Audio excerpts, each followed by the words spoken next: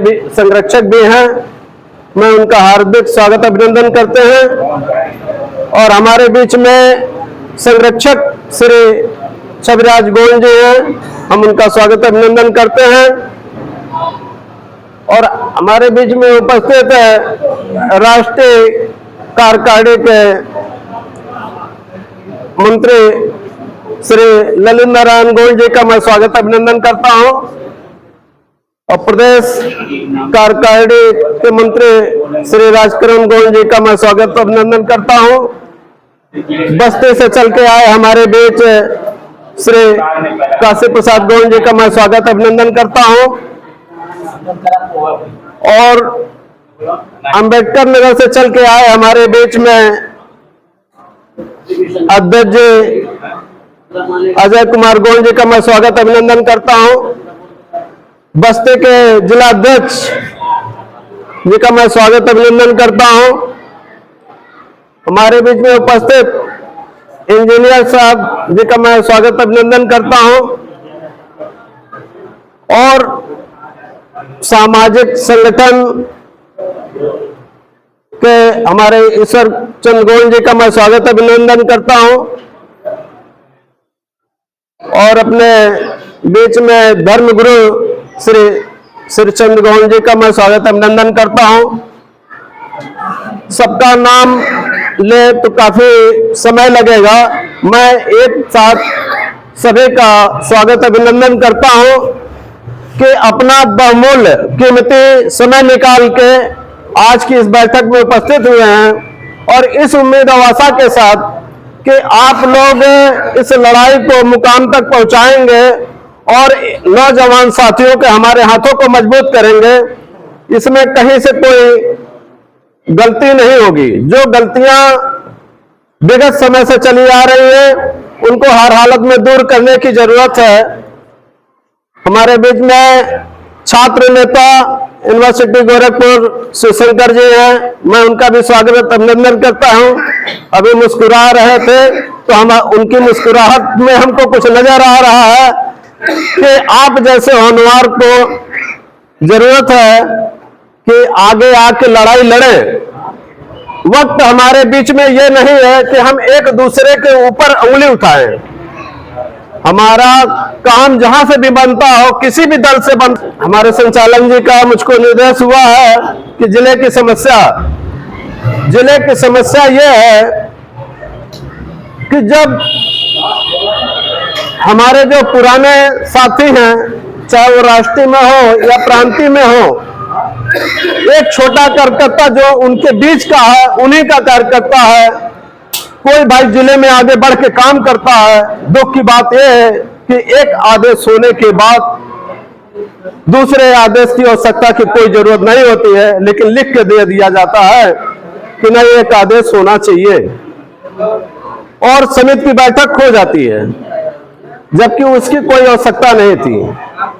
और वहीं से उल्टी गिनती शुरू होती है जो आज तक चलती चली आ रही है।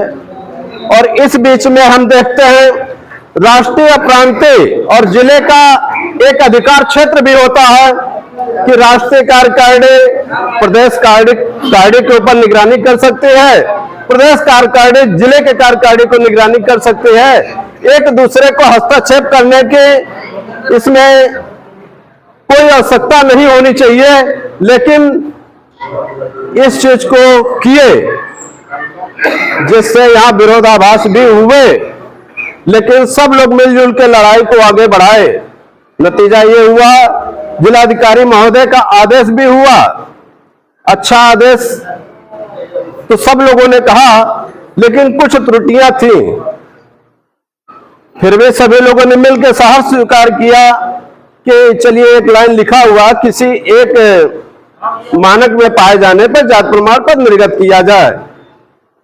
जब लेखपाल खसने लगे तो डीएम साहब के पास सब पहुंचे और डीएम ने फिर एक बैठक करके उस आदेश को फिर चेंज कर दिया कि नहीं, 10 मानक में पाए जाने पर ही जारी प्रमाण पत्र किए जाएंगे। फिर भी हम लोग को संतुष्टि एक मिली, बार बार कहने के बावजूद कि किसी भी शासनादेश में किसी जिले में ये उल्लेख नहीं है कि चेकलिस्ट अलग से उसमें लगाई जाए। नियम नहीं है, नहीं माने डीएम साहब, चेकलिस्ट को लगा दिए, आवेदन हुए, आवेदन को निरस्त कर दिए गए कि फला के अभिलेखों में ये अंकित है, और किसी किसी में लिखा गया कि साक्ष्य का अभाव है। डीएम साहब की मंशा ठीक कहें या ना ठीक कहें, ये अभी कहना उचित नहीं है, लेकिन हमारे तहसीलदार महोदय की मंशा नहीं ठीक थी, और मुझको कोई गुरेज नहीं है कि मेरे ही समाज के कुछ लोगों की मंशा नहीं ठीक थी। जब मेरे कहने के बावजूद जितने आदेश होते हैं मैं टिप्पणी करता हूं कि नहीं इसमें एक कमियां हैं, मुझसे कह दिया जाता है नहीं आनंद जी आप चुप रहिए, आप नहीं जानते हैं, तो कमी नहीं है, मेरी फला से बात हो गई है, सही है। तो हमारा एक ये भी कहना है कि जो जिसका अधिकार है, राष्ट्रीय का अधिकार अगर राष्ट्रीय में है तो अपना वहां काम करे, प्रदेश का अधिकार प्रदेश में है और प्रदेश का अधिकार जिले में निगरानी करने का है, तो व्यवस्थित रूप से चलना चाहिए। अखिल भारतवर्षीय गोविंद महासभा का मुझको दुख होता है कि 1950 का रजिस्ट्रेशन है, फिर भी विडंबना है मेरे देश में बहुभाषा होते हुए भी, अनेकता में एकता होते हुए भी एकता है। ऐसे भारत देश को मैं धन्य मानता हूं कि विभिन्न भाषाओं, विभिन्न धर्म होने के बावजूद हमारा देश एक है।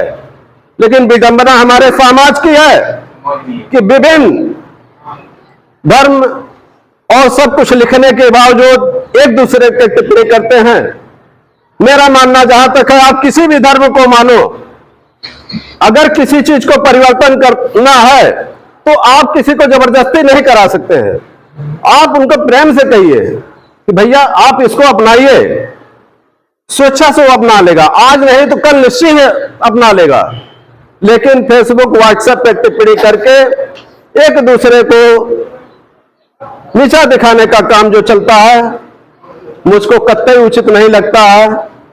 किसी में दल में हो, अन्य समाज के लोग जिस तरह से हर पार्टियों में हैं, लेकिन कोई भी सत्ता पार्टी आ जाती है तो वही भाई कल को अपना काम कराने के लिए वहां पहुंच जाता है और आसानी से काम करा लेता है।